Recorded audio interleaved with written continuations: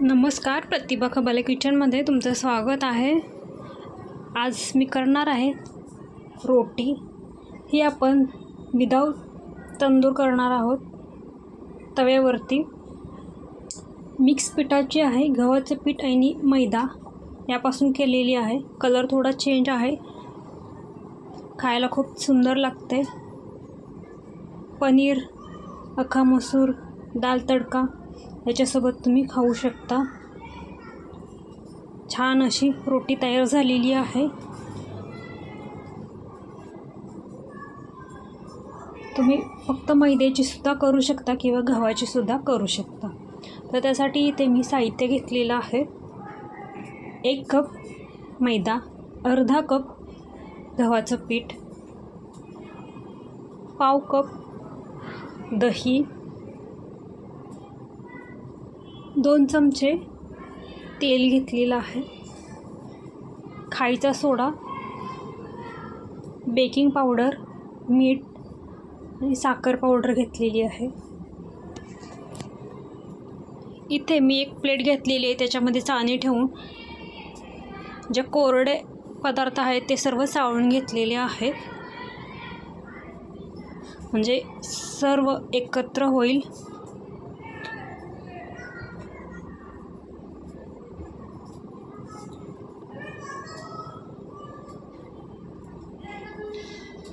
हे आता चांगलं चाळून घ्यायचं आहे।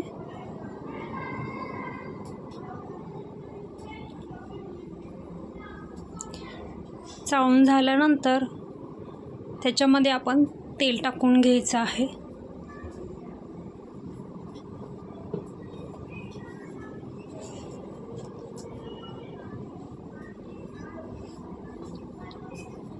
तेल हलक्या हाताने आपण मिक्स करून घ्यायचं आहे।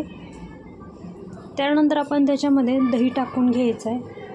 हे दही थोडं फेटलेलं आहे, ते आपण त्याच्यामध्ये टाकून घ्यायचं आहे।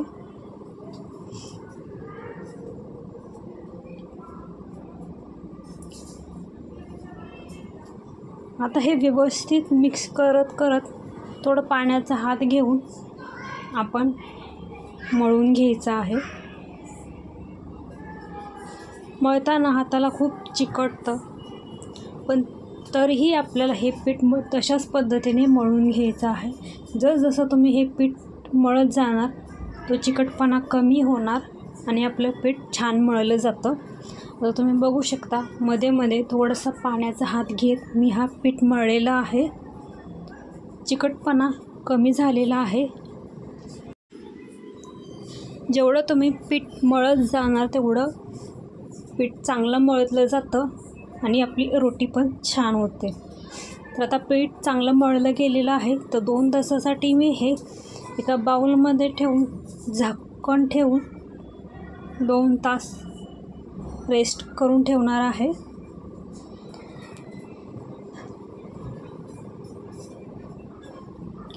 तोपर्यंत आपण दुसरी कामं करून घेऊ शकतो। आता 2 तासानंतर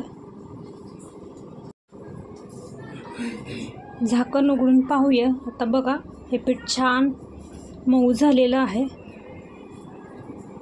याचे छोटे छोटे गोळे करायचे। तुम्ही गव्हाचं किंवा मैद्याचं पीठ घेऊन जशी आपण चपाती लाटतो त्याप्रमाणे हे लाटून घ्यायचं आहे। जास्त पीठ लावायचं नाही, नाहीतर जास्त असं कलर चेंज होतो, कारण पीठ भाजताना जळलं जातं। जास्त प्रमाणात वापरायचं नाही। या पिठामध्ये 5 ते 6 अशा रोटी बनतात, जास्त पीठ लागत नाही। हलक्या हाताने ही रोटी छान गोल करून घ्यायची आहे। जो हा वरचा भाग आहे त्याला आता आपण पाणी लावून घ्यायचं आहे, म्हणजे हा भाग तव्यावरती चांगला चिटकला जातो। तोपर्यंत मी तवा गरम करत ठेवलेला आहे। तवाही आपला चांगला गरम झालेला आहे। त्या वरच्या भागाला पाणी लावून घेतलेला आहे, तो भाग तव्याला लावून घ्यायचा।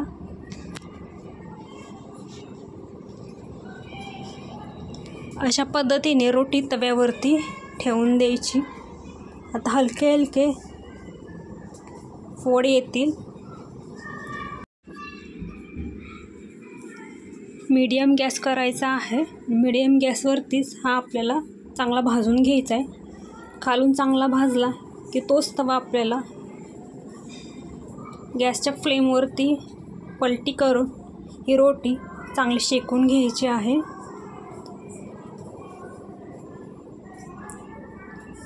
तर आता ह्या फ्लेमवरती ही रोटी आपण छान अशी शेकून घेतलेली आहे. मस्त आपली रोटी तयार झालेली आहे.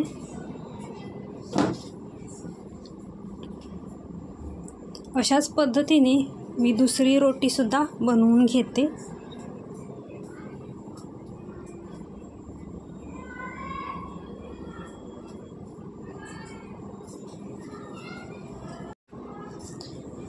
घरामध्ये काही कार्यक्रम असेल किंवा पाहुणे आले असतील तर तुम्ही अशा पद्धतीने रोटी बनवू शकता.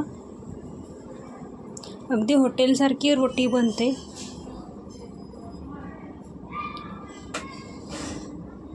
तर ह्या रोटीला सुद्धा आपण एक साईडून पाणी लावायचं आहे आणि छान अशी तव्यावरती शेकून घ्यायची आहे.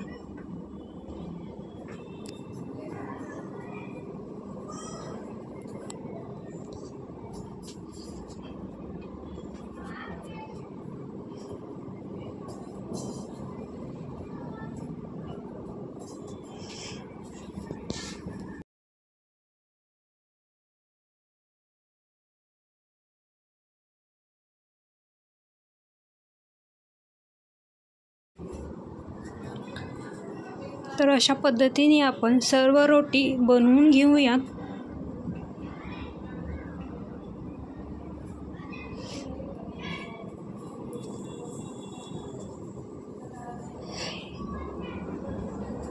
छान अशी रोटी तयार झालेली आहे.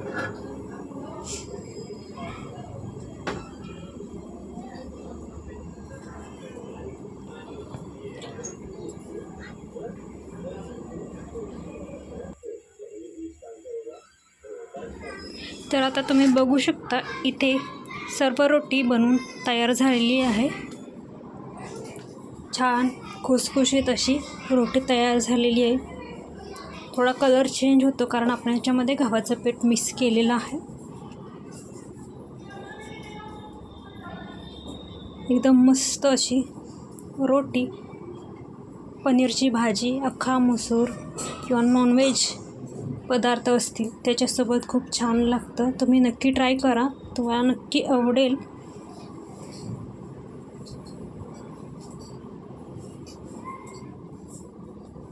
इथे मी अख्खा मसूर डाळ सोबत ही रोटी सर्व केलेली आहे. तर माझी ही रेसिपी आवडली असेल तर लाईक, शेअर, सबस्क्राईब करायला विसरू नका. धन्यवाद. भेटूयात अशाच नेक्स्ट व्हिडिओमध्ये.